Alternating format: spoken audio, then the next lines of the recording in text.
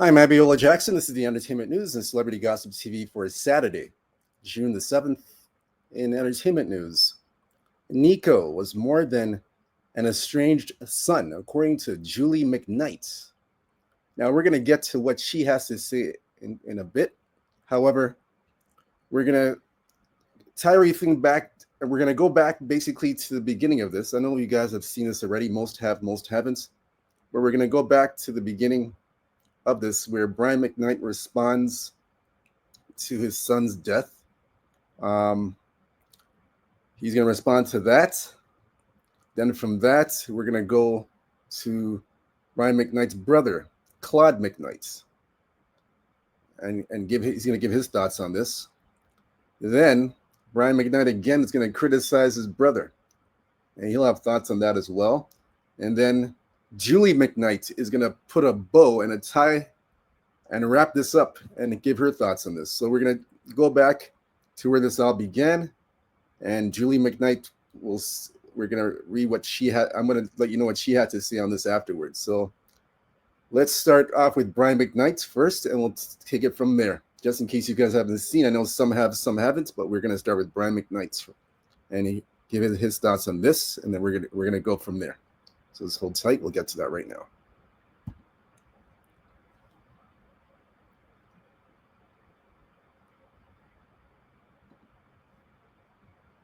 About 17 hours to Guam. I have a concert tonight, and I got off the plane to some of the most heinous craziness I've ever seen in my life. That my oldest son, Brian, would post that I'm abandoning my children.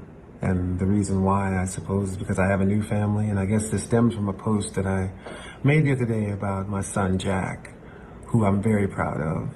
Which isn't to say I'm not and haven't been proud of my other children, but I was proud of this one for the things that he did that day. But we'll get back to that in a second. Anyone who knows me knows over the last 20 years, 30 years now as a matter of fact, that I've been there for my children every step of the way. Until recently, and let's be clear, my two sons are 30 and 27. Not 12, not 13, but 30 and 27. Now my daughter's about to turn 18, that's another story I'll get to in a second. I've never missed a day of child support. I've never done anything adverse to my children whatsoever. I've always been there. I've always been there with advice, whether they took it or not. I've always been the sounding board, and I've always been the one that tried to help them achieve whatever dreams they were wanting to reach out for. But Brian, even though you were there, you said you were there for your son, but someone will criticize that you weren't there enough. You didn't do enough. Some are going to criticize that you didn't do enough. I know you have a different life that you lived, and some are going to say, even though you had a different life, you lived your life, and you had a different life. Some are going to say, like I said, you weren't there enough for your son. That's what some are going to argue, that you were not there enough for your son. You didn't show it. You didn't. Although you say otherwise, some are going to criticize that, like I said. Let's continue.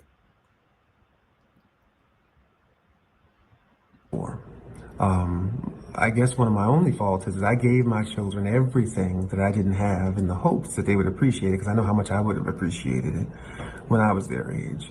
I would tell you, as parents out there, entitling your children is probably one of the worst things you can do, and I know I am guilty of that. For whatever reasons, I'm guilty of that. Tough love is a tough thing as a parent to try to institute to your children, because you want to help them as much as you can, and I did as much as I possibly could. When I stopped doing that for them, BJ was 25 and Nico was 22. And it wasn't like I completely cut them off at that point. That happened much later. But I've been there. When I put them out of my house, I gave them an apartment for 2 years. And I said, guys, this is it. This is the time to grow up. I'm giving you 2 years. I'm going to pay for everything for 2 years, but you're going to have to work or do something, because at the end of those 2 years, that's going to be it. It's time to be men here, guys. It's time to grow up. At the end of those 2 years, they hadn't done any of it. It was just right around the time that Leilani and I had gotten together. Leilani was working at Children's Hospital. And let's be clear, Leilani has been one of the only people who's been an advocate to keeping us together, to keeping us having a relationship, because she wants to have the nuclear family as much as I did. And they have spit in her face at every turn. She got them jobs at the hospital, $18 an hour with benefits and with the option of the hospital actually paying for them to go back to school. They said, and I quote, that they knew they didn't want to stop smoking and they would have to pass a drug test. And the day I had the doctors looking into it, Nico's on there, taking a big puff, which is fine. If you want to smoke, that's fine. I'm not saying that that's bad. If that's your choice, that's your choice. But what I'm telling you is that we have been advocates for them every step of the way. Now let's go to the part where we have been estranged. Again, we talk about abandonment. I'm not abandoning them. We are estranged, which happens more often than not in this particular situation. BJ broke into our home a few months ago, and he put X's on the eyes of our wedding photos. And then he put a photo of my first wedding on Leilani's vanity. It was at that moment, and after I heard him say, and was pointed to from other friends of mine that saw his posts on social media, that he basically said that I was better off dead to him than alive. I was more valuable to him dead than alive. And that was the end of me dealing with him. If you look at my Instagram, you'll see that not my last video, but the video before that, 42. But like I said, Brian, he more than likely he's saying that because you're not involved in his life enough. You weren't involved in his life enough, or not at all. I mean, that's how he felt. That's how he felt. That's why he said what he said. You're not in his life, hardly in his life, or not enough in his life. Like I mentioned before. That's why basically he said what he said. All right, let's continue what he has to say. Let's continue here. The song was written by Brian and I, and it was directed, the video, by Nico. And I went on and I said how proud I was of Nico at the time, and I really, really was. He did an awesome job in that video. Even before that, less than 2 years ago, these are the two gentlemen who stood up for me as my best man in my wedding. So abandonment, deadbeat dad, I'll reiterate, I've never missed a day of child support. I've been there every step of the way. BJ, he talked about Jack's new car. BJ had 3 brand new cars before he was 22. But I'm not talking about material things, because none of this has anything to do with money. It's about respect. Respect goes both ways. And even in family, there's a line that shouldn't and should not ever be crossed. It's crazy to me that people will just believe anything, and I thought it was important to set the record straight and let you guys know that abandonment has nothing to do with any of this. Deadbeat dad, I've been there every step of the way. And let's also remember that these kids are 30 and 27, not 12. It's time for grown men to be grown men. And I'm sorry that tough love happens to be this way. Yeah, but just because they're grown and they're 30, just because they're grown and they're 30 and they're 27 or what have you, it just because they're that age, it doesn't mean that you're not gonna stop talking to them. You're not gonna interact with them. That doesn't mean that you're not gonna spend enough time with them, because this is what it seems like. It seems like here they're 30 and 27, like you said, but you hardly spend any time with them. You hardly hang out with them. You hardly hang out with those. You hardly hang out with your sons. You hardly hang out with them. You're hardly hanging out with them, if anything. You hardly hang out with them. Whether they're 30, 27, you hardly hang out with them. You don't even hang out with them. Just because they're grown, you're gonna stop not hanging out with them and interacting with them here and there, which is something that you hardly did.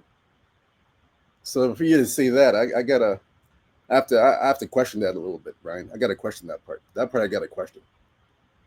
They're grown, yes, they're grown. They're 30, 27, they're grown, but it doesn't mean you're going to completely not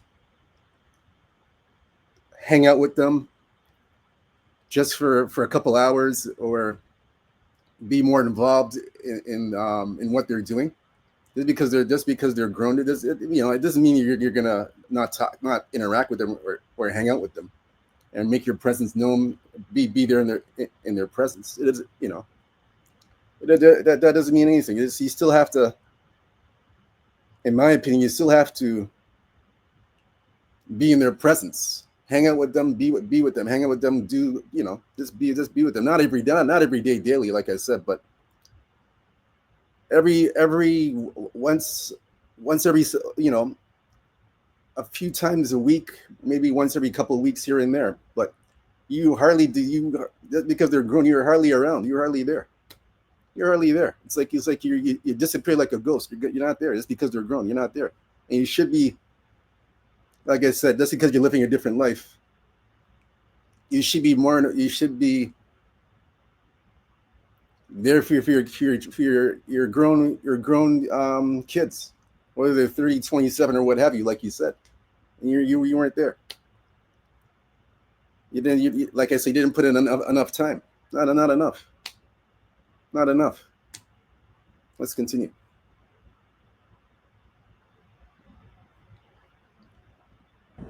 And I do wish them the best. I want them to have and to reach their dreams and their full potential. But like any other man in the world, you got to go out there and you got to take it.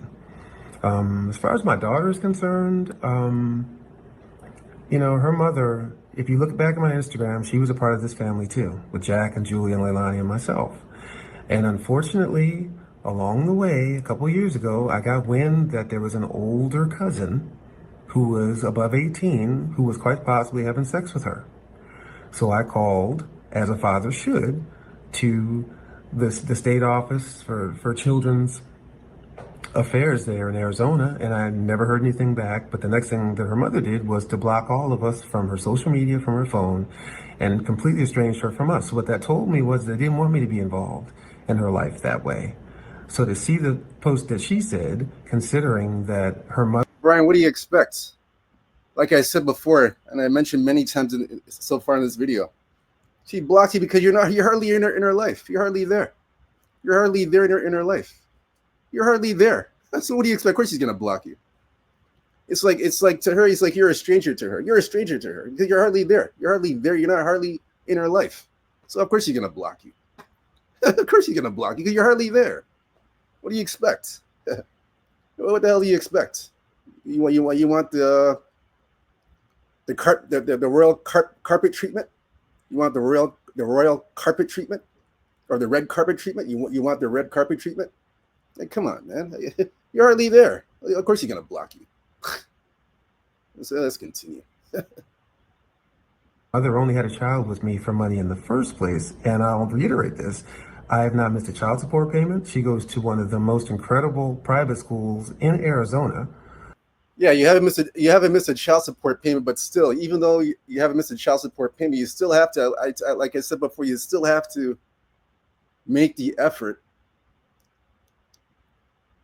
to be physically present in their life at least a couple times, at least every couple of weeks here and there. You make your presence felt. Make your presence felt every couple of weeks here and there. To visit your children, hang out with them. Even though you're living your separate life, you still have to at least show. At least every couple of weeks. I'm not saying every day, obviously, but every couple of weeks here and there, which you didn't do. So obviously she's like I said, she's gonna block you. She's gonna block you. What do you expect? Let's continue.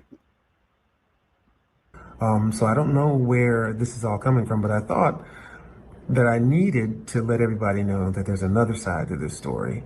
You can choose to believe what you want. I thought that I would lay it out there for you. Anything that I say is actual and factual. All you have to do is Google Brian McKnight and Sons, and you'll see us singing all over YouTube. Go back and look. Look at my Instagram. Go back a couple of years. I don't believe it. I don't believe it. I'm not buying it. Like I said, I'm not buying it at all. I don't buy it. I just don't buy it. Anyhow, we're gonna go from that to Brian McKnight's brother, Claude McKnight. He chimed in and said what he had to say. Don't worry, folks. We are gonna get to what Julie McKnight said, and she's gonna put a bow and wrap everything up in this video. But we'll get to her. Where we're gonna, like I said before, we're taking you back to where this all began, and now we're going to Claude McKnight and then Brian McKnight once again is going to react to what Claude McKnight said. So we'll get to Claude McKnight right now.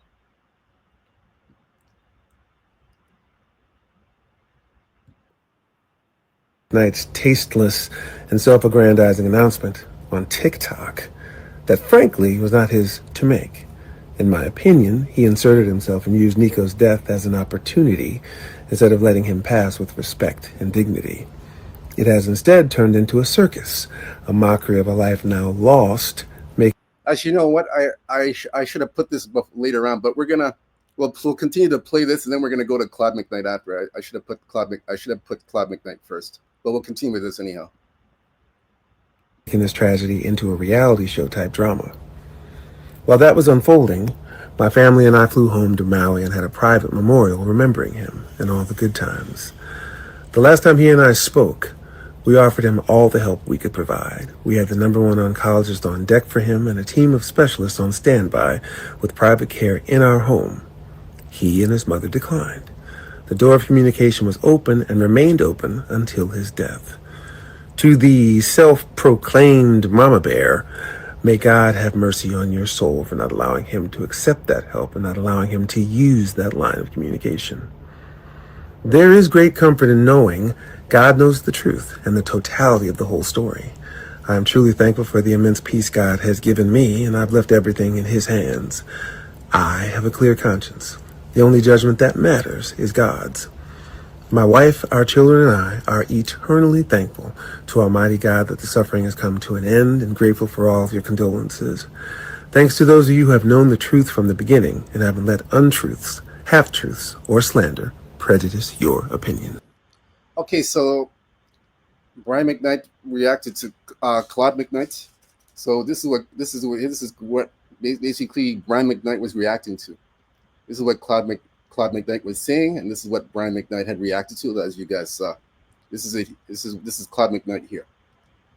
If you guys haven't seen, maybe some have, some haven't. We'll get to that right now.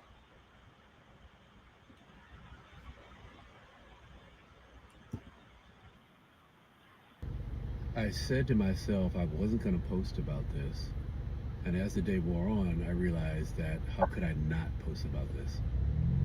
This morning I found out that my nephew, Nico McKnight, passed away. He'd been bravely battling cancer for the last 2 years or so, and I have a lot of feelings right now. I'm not going off a script or anything like that. I'm just going to be raw with how I'm feeling. Nico was one of those amazing kids who was quirky and curious and ridiculously talented. Amazing singer, an amazing guitar player, had a great eye, was a photographer. And just one of those kids that, at least in my estimation, was somebody you always wanted to be around. And so it really sucks that he's no longer with us. And I will also say, probably one of the reasons why I wasn't going to post about it is I post a lot of things, but I don't post a lot of really, really serious subject things, or certainly family things.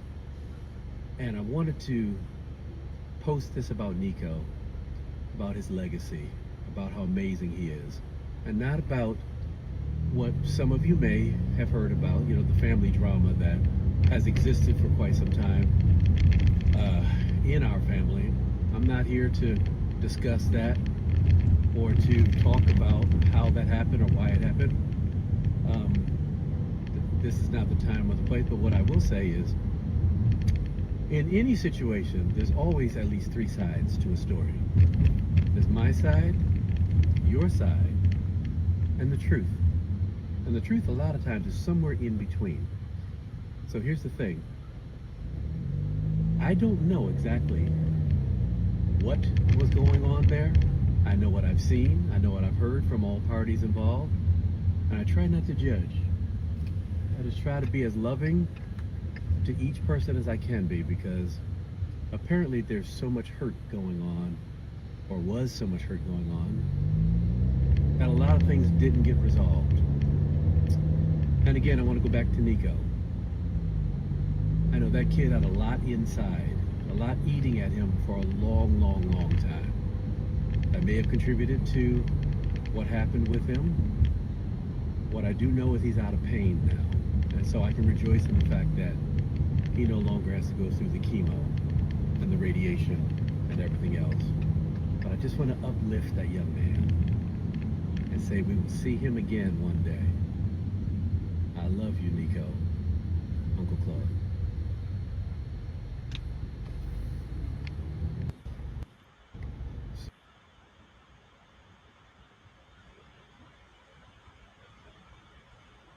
Well, there you have it. That's Claude McKnight giving his reaction, and a lot of people and this is what Brian McKnight called tasteless. He said this is tasteless.